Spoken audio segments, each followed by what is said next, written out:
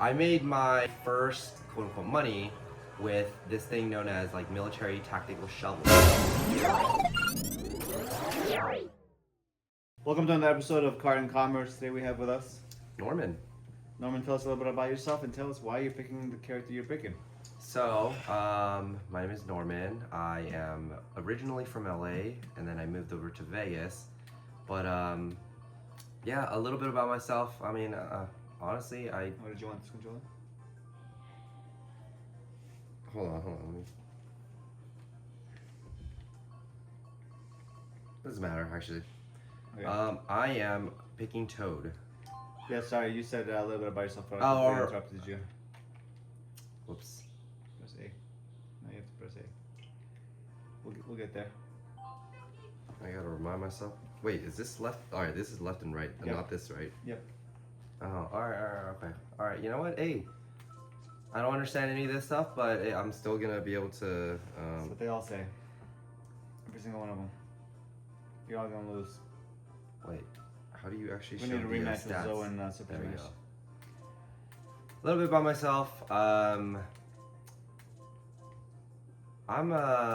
pretty introverted, but I go to a lot of events. So we just go out and do events to talk to brands, talk to creators. So really, just I'm all over.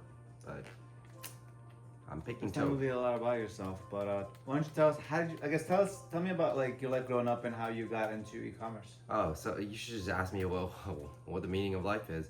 What is the meaning of life? Yeah. 42? Well, number one, actually, I can't even find my normal vehicle. Whatever. But I was born and raised in the 626 area, so that was a lot of like Asian food, quintessential Asian food. Grew up there, and then from that, went to I'm gonna let school you pick the for. track. Went to school for. Ready? Watch this. Wait, it doesn't. All right. How do I do random? Close your eyes. All right, what is that one? Great course. I don't know. Okay, well, And then 8. So you went to school? so I went to school. Grew up in like the 626 area, so we're known for a lot of Asian food, and grew up just through a lot of like cultural Asian quintessential Chinese food, and then you got Korean that popped up. But yeah, that was sort of the early stages of life for me. Just Asian food?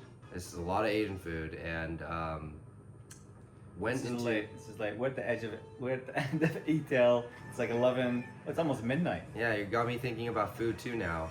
It's almost midnight. And we are making content.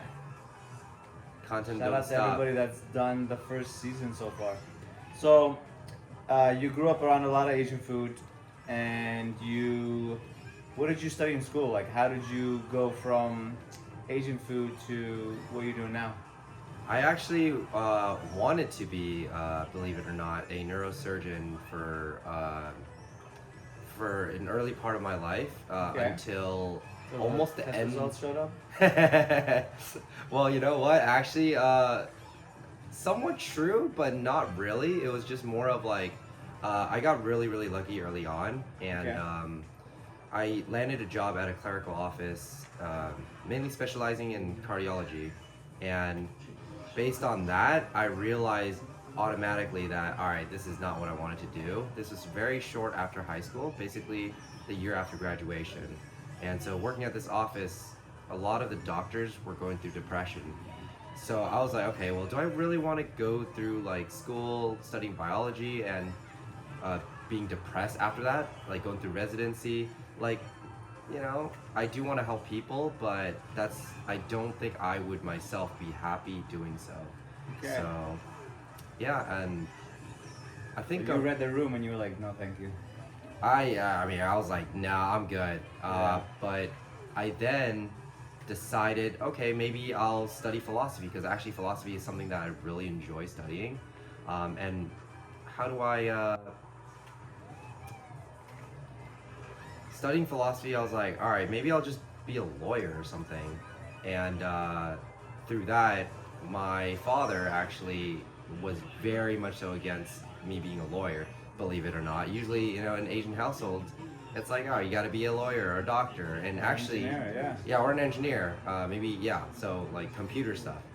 And the reason why he strongly advised What is against it, sorry, this little background noise.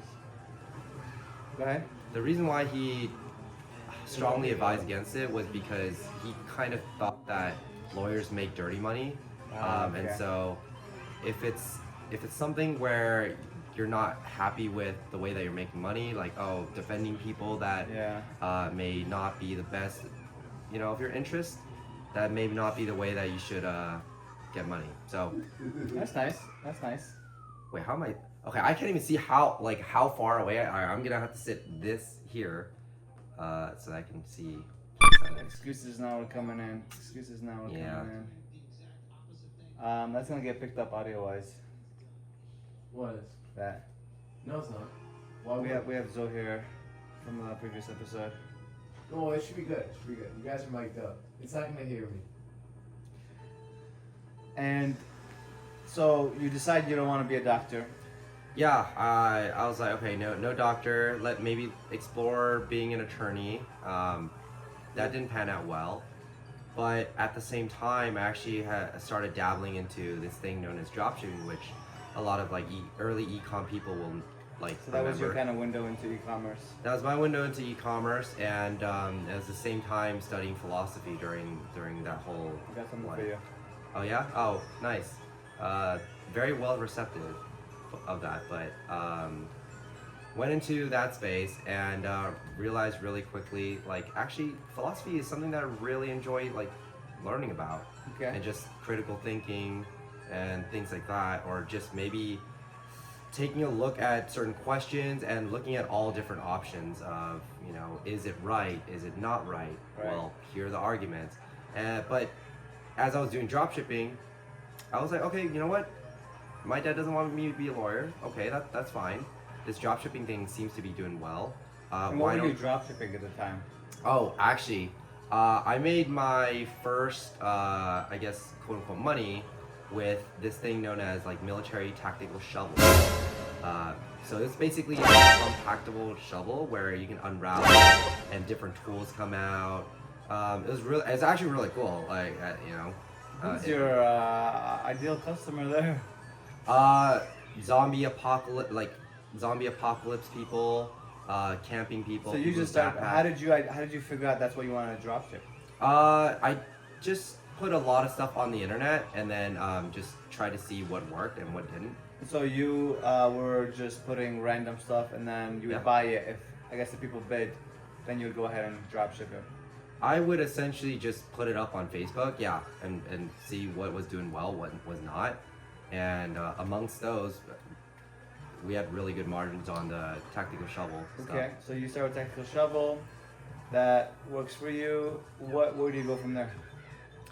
I then just got into like the outdoor gear space. So like we dropshipped a bunch of like outdoor gears, and then learned a lot because Facebook ads was like the golden era Yeah. for Facebook ads. Like you put anything up, get a bunch of results.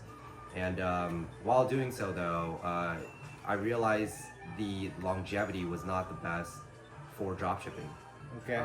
So yeah, then I got into the brand space, which is a whole nother world. And what brand was that? Where It did was you go? called Make It Mine. So Make Okay. It Mine is a personalized gift company. We're essentially known on Instagram for our. All right. Oh, I give you that one. But we were known for our pop boxes, which is like an envelope. You pull out a tab, the confetti cubes fly up, and they have like a little message and photos that have like, if I wanted to give it to my girlfriend, it would be like selfies of my girlfriend and okay. I. Yeah. So So personalized you gift. got into that space. How'd that go, and what was like your springboard into from there to? Did you go straight to HNZ? Yes, so I went from Make It Mine, which actually I held a hybrid role. I was actually a warehouse manager and marketer hybrid. Okay. So- you did a little bit of everything. Yeah, the company really needed people to wear a lot of different hats, and like amongst those was definitely the warehouse because it scaled with marketing. And it was a very seasonal type of business where you rely on sales during Valentine's Day, during Father's Day, during Mother's Day. And the warehouse would be very hectic during the times when we're scaling Facebook ads or when we're scaling influencer marketing campaigns and so on and so forth. So that was like our main thing. So it did pretty well. We're quite lucrative during season, but was not as lucrative when it came to off season, because you still have a lot of like expenses and overhead, but the only difference is that people are only getting things for birthdays, and it's not like a holiday or anything. Interesting. And how did you transition from that to agency? So I definitely hated the warehouse, just because, I'm like driving a forklift one day, and then I have to figure out like how to work with these influencers the next day, and I really enjoy the marketing aspect of it. So that said though, it made me think like, okay, well, I definitely don't really want to be on the brand side to worry about like the whole warehouse situation, or like hiring temp agencies to help us with recruitment at the warehouse, all that stuff, pick and pack. I don't want to worry about that. I just want to worry about either running Facebook ads or running campaigns and all that stuff. So more performance. More performance and more creative like strategy. And then you were like, I'm just gonna start an agency doing that. Yes, yeah, that's right. So because of the warehouse experience, I was like, Too traumatizing. Too traumatizing, but it was good experience to know like, all right, this is not what I want to focus on. So if we can just take care of the marketing aspect, then we don't have to worry about the other stuff. So yeah. And when you started HNZ, were you doing mainly Facebook? Yes, so we were kind of like full service, but mainly with an emphasis of Facebook ads. We did email SMS, we did Facebook ads, and so pretty much you name it, we probably had it. But that wasn't the best, just because like now we're spreading ourselves too thin. And then we narrowed down to Facebook ads, and then later on, narrowed it down to something else. And where are you now? Wow. By the way, Wow. that was a Yeah, I see. interesting. I think we have one more race. I think we can call it. No, I think we have one more race. Oh, do we? Yeah. Yeah. I think you're mistaken. Like last for first, so you just Not over until, just until remember. until the trophy's handed. I mean, you're right about. I'm just like giving you advice. You know what I mean? You're putting the horse in front of the carriage. Sorry, what was your question? Carriage in front of the horse. What was your question though? It is late. It's midnight. Hey, you know what? It's My okay. question is, so you were Facebook, you expanded, you guys kind of spread yourselves thin. How did you end up to where you are now, and what are you doing now, and kind of what's, I guess, your favorite part about what you're doing now? So we transitioned over to TikTok Shop and creator collaborations, event activations. So it sounds like a lot, but really the idea is just to collaborate with creators that are able to help drive content and drive sales, drive GMV, etc. So now that we pivoted over to TikTok Shop and built out relationships with these content creators and influencers, that's helped us a lot in terms of just scaling the brands that we're working with and cultivating a relationship with these creators for any additional brands that we work with outside of just like 1 or 2 or 3. Nice. And you are now working really close with a lot of creators, and now a lot of people are really seeing the value of creators. How did you get into that world? Have you always been interested in creators? Are you a creator yourself? Do you see yourself as being a creator one day? You said you're very introverted, so I guess that kind of answers that. But I do find that a lot of creators are very introverted. Yeah, I mean, as you just alluded to, not really necessarily someone who wants to do content creation, but it's kind of like, I definitely see the importance of it. So I understand, a lot of like content creators want to make sure that either they're sharing some parts of their life or that they're just sharing information or just being funny online. So there's a lot of that going on. I don't see myself being a content creator, although we're starting to do more and more stuff on the content creation side. But And you don't see yourself becoming a content creator? What's your favorite kind of content that you like to consume? definitely more educational because I am a little bit more into like the biohacking and health and wellness space. You know, I may or may not like follow it entirely, but it's just really good to know. So like, you know, why fasting's important, what type of supplements to take. I am getting my ass kicked. Well, I mean, here, the thing is, maybe I should start asking the questions. Yeah, we're gonna turn this thing around. So, you know, what are you working on right now, man? Anyways, I asked the questions here, huh? I just play games. Hey, you know what? I just ask questions to distract. What a comeback. Did he win? He won. He won. No, I'm telling you, like, he's playing a game that's not really. He won. You You can play play- Super Smash? You could take a look. No. Let me marinate this really quick. Yeah. Hey, so hey, take a look. Take a look up there. Toad is my boy, so you know. Oh, Yeah, I got my ass kicked. It's whatever. let's go. Hey, Let me warm literally up. after the first race, he was like, "Yo, you're making excuses now." I'm like, Sounds yeah. like we're gonna have to have another episode. Yeah, funny thing is Rematch. the camera was blocking the like I was seventh place. Excuses. I was seventh place and it was blocking the top part of the seven. Excuses, So it looked like I was excuses. first.